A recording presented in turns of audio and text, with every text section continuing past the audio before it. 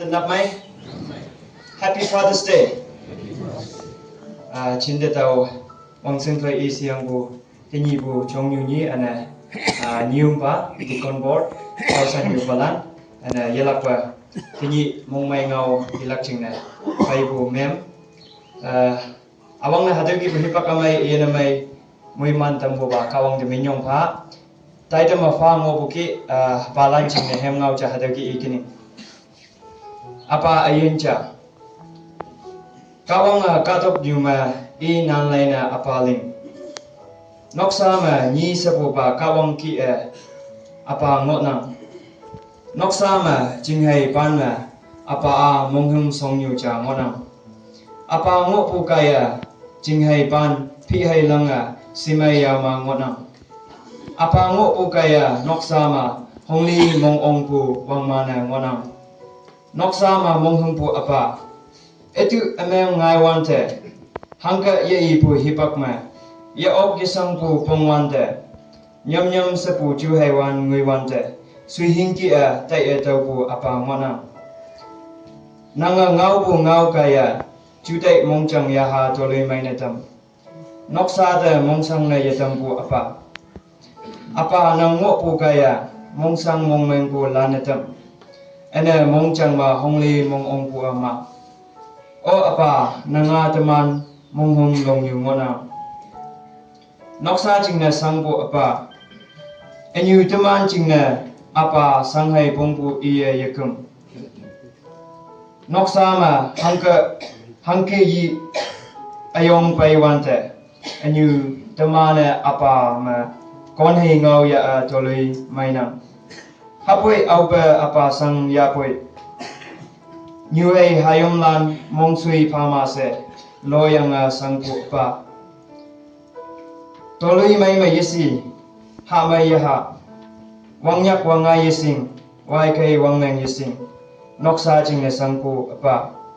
O Apa Nanga Noksa Ma Hangke Tanwak Tampu Pa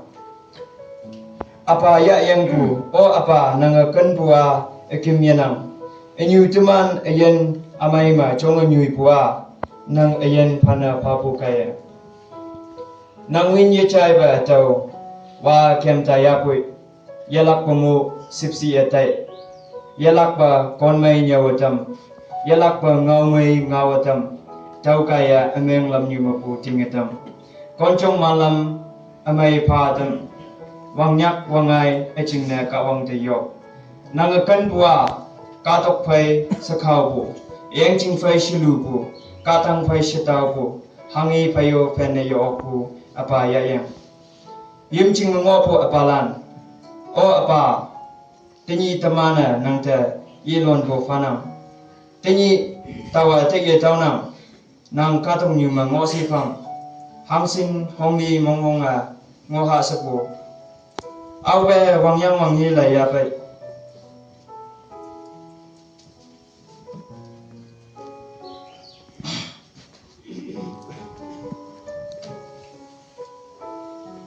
Awe wangyang wanghi la ya pai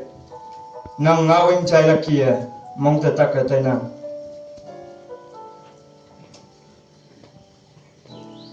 o apa nang ngawing cha na hoi chai wa tai nang nang lok pu heming chai huna nang ma pu kon he ngau amai ya huna tanyi nang amatai pu o apa o yongwan pa tau yongason pu apa da China tamsi tanyi tau ma chimpu New Hay Hayomlan tamana nang tai awawa nang te yi don pu fanam apa a noksa ma kawang mui he man pu pa apa a noksa jingna ayen phana pha pu pa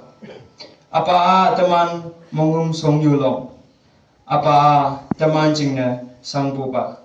apa yenang ma teman yenang hak sepu kawang apa yumlan mui man pha amen